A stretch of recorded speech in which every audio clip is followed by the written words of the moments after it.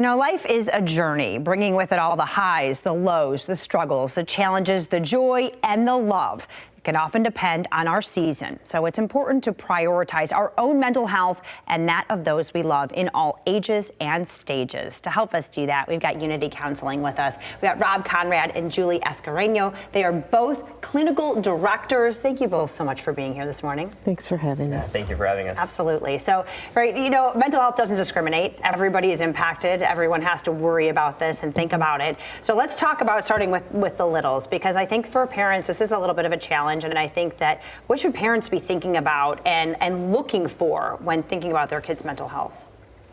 You go first, Julie. I think I'd look for irritability. A lot of times kids don't have the words to say how they're feeling, so it often comes out as irritability, which, you know, talking to your kids, about how they're feeling. Looking for uncharacteristic behavior. You know your child, and you know what they usually behave like. So following that, if you notice any unusual behavior, then it's time to talk to them. Okay, so you have these conversations, but sometimes kids aren't great at vocalizing these feelings, these big feelings they might be having. So how do you get them maybe to talk it out, and how do you know, when do you know it's time to go find professional help or go somewhere else? I would say the most important thing for parents is remembering your kids have to learn it from someone. And that someone's you. So whatever you model, whatever you do at home is what your kid's gonna do. At home, at school, on the playground, wherever they are.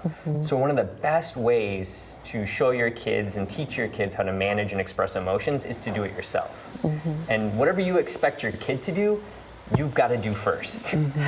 That is amazing advice, and that is all through life, right? Absolutely. So, and let's talk about what therapy looks like for a child. You know, obviously you want someone who works with kids specifically, and the importance of finding the right person. I think, well, and I wanted to piggyback off of what we were saying about with the children. I also think I always encourage parents, and I did this with my own two who are grown now. I think it's important that when you are talking to them, you identify feelings and you talk about maybe some of the struggles that you had. So I used a lot of, well, when I was your age, I had trouble with this, you know, like in a friendship or with a teacher, and I felt bad about it. We can talk about that. Is any of that happening with you? So I think that, and that's part of managing those emotions.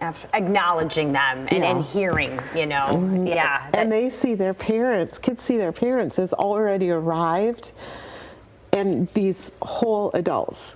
They don't know that we were kids too. Right. So it's good to remind them. And that we all struggle still as adults, Yes, right? And right. and that's a perfect transition to talk about, you know, as we age, our you know, mental health becomes an issue. You have so many struggles, so many things. And talking about older adults too, you know, obviously in my stage of life, you know, I'm looking at my parents and at my daughter. And so how do you balance that, taking care of yourself, and then also, you know, maybe your aging parents?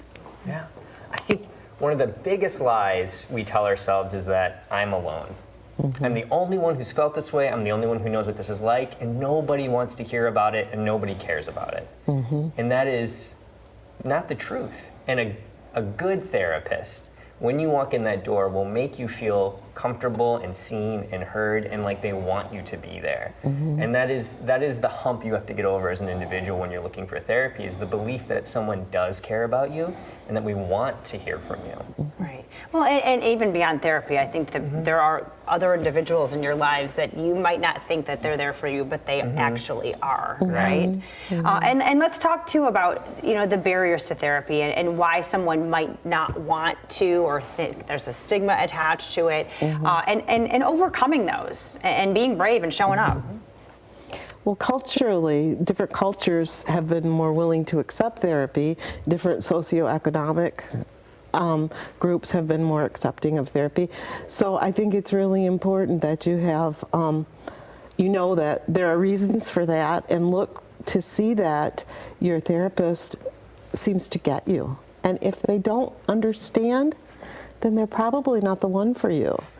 And don't give up. Yeah, right. It's you know, if it doesn't fit, Absolutely. right, you maybe return it, and find a new one, right? Yeah. And there's nothing wrong with that. Yeah, no, right? and it's not a failure necessarily of the therapist either.